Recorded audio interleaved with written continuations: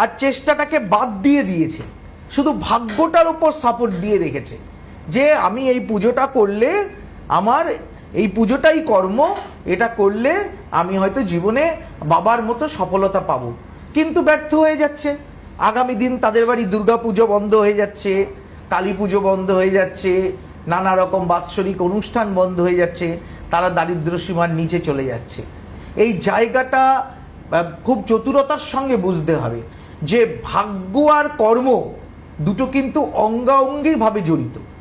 আমি বাড়ি থেকে আমি চেম্বারে যাই, এটা আমার কর্ম, এবং আমি চিৎকার করলে তো হাজার হাজার লোক আমার কাছে আসবে না।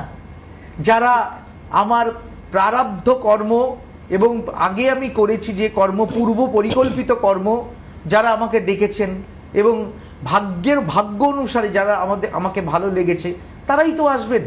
তো এবং এই কর্মের সাথে ভাগ্য যোগ হয়ে যেটা আমি পাবো পারিশ্রমিক, এটাই হচ্ছে আমার ফল।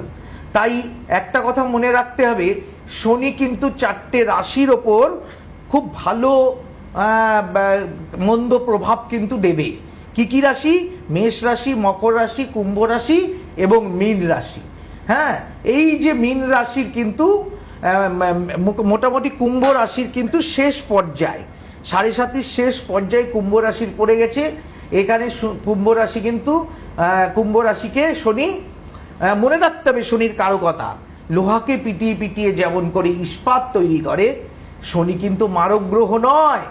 শনি কাউকে মেরে ফেলে না, আপনাকে শুদ্ধ পবিত্র ধর্মপ্রাণ মানুষে তৈরি কষ্ট দিয়ে দিয়ে আপনাকে সেই জায়গায় পৌঁছে দেবে, আপনাকে এমনভাবে শুদ্ধ করবে। শুধু লোহাকে পিটিয়ে পিটিয়ে পিটিয়ে পিটিয়ে যেমন করে ইস্পাত তৈরি হয়, শনি মানুষকে সেই রকমভাবে পরিকল্পিতভাবে আস্তে আস্তে আস্তে আস্তে ধার্মিক, মানে সমস্ত দিকে পরোপকারী মানুষ তৈরি করবে।